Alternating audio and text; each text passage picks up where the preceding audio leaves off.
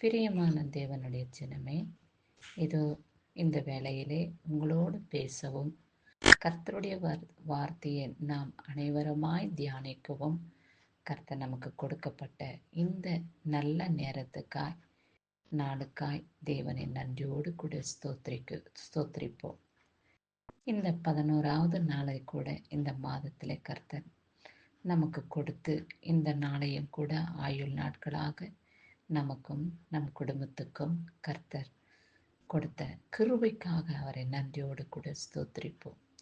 இரவிலே படுத்து காலையிலே எழுந்து ஆரோக்கியமான சரீரத்தை கொடுத்த தேவனை நாம் நன்றி மறவாதவர்களாக எப்பொழுதும் அவருடைய சன்னிதானத்திலே நிலைத்திருப்போம்.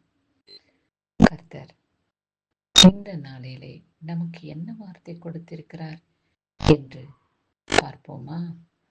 நெகேமியா 2ஆம் அதிகாரம் 20வது வசனத்திலே, பரலோகத்தின் தேவனானவர் எங்களுக்கு காரியத்தை கைகூடி வர பண்ணுவார் என்று சொல்லப்பட்டுள்ளது.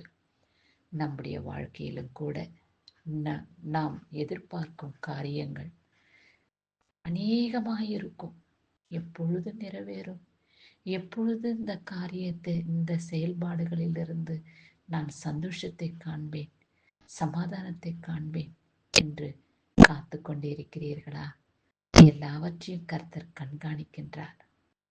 நாம் செய்கிற ஒவ்வொரு செயல்பாடுகளையும் கர்த்தர் கவனிக்கிறார் என்பதை நினைவில் கொள்ளுங்கள்.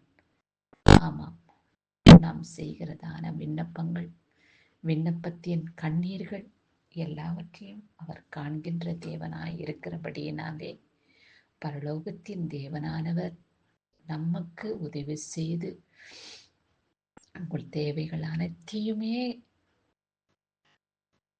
சம்பூரணப்படுத்தி காத்து ரட்சித்துக் கொள்வார். என் தேவனே, இதோ செயல்படாமல் இருக்கும், இதோ மனுஷர்களால் உதாசீனப்படுத்தி இருக்கும் இந்த செயல்பாடுகளை என்னுடைய வாழ்க்கையிலே நடைமுறைக்கு கொண்டு வாங்கப்பா. ஆச்சரியப்படும்படியாக, அதிசயப்படும்படியாக என் சரீரத்தை நீங்க ஆசீர்வதித்தருளும், என் குடும்பத்தை நீங்க ஆசீர்வதித்தருளும். எங்களுடைய சுகவீனங்களிலிருந்து எங்களுக்கு பலன் கொடுத்து ஆரோக்கியத்தை கொடுத்து உமக்கு சாட்சியாய் எங்களை நிறுத்தும். ஒருவேளை உங்கள் கையில் இருக்கும் வாகனங்கள் விற்க நீங்கள் எண்ணம் கொண்டிருக்கிறீர்களா? நிலத்தை விற்க நீங்கள் பிரயாசப்பட்டு கொண்டிருக்கிறீர்களா? யாரும் இதை வாங்கவில்லையே, இதோ மனிதர்களுக்கு முன்பாக இது தாழ்த்தப்பட்ட மதிக்கக்கூடிய அளவுக்கு இல்லையே என்று துக்கித்து கொண்டிருக்கிறீர்களா? கவலைப்படாதீங்க தேவனுடைய ஜனமே. கர்த்தர் எல்லாவற்றையும் பார்த்து மற்றவர்கள் ஆச்சரியப்படக்கூடிய அளவுக்கு உங்கள் கையில் இருக்கும் காரியங்களை, செயல்பாடுகளை கர்த்தர் அதிசயமாய் உங்களுக்கு அதை பிரயோஜனப்படுத்தும்படியாக கிருபை பாராட்டுவார். என் தேவன் இந்த காரியத்திலே எனக்கு கைகூடி வர பண்ணினபடியினாலே என் தேவனை நான் நன்றியோடு கூட ஸ்தோத்திரிக்கிறேன். என் தேவனை நான் நன்றியோடு கூட துதிக்கிறேன்.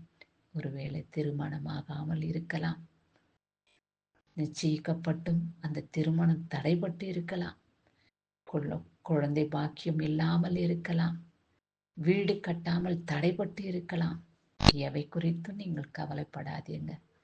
எல்லாவற்றையும் கர்த்தர் பார்த்து கொள்வார்.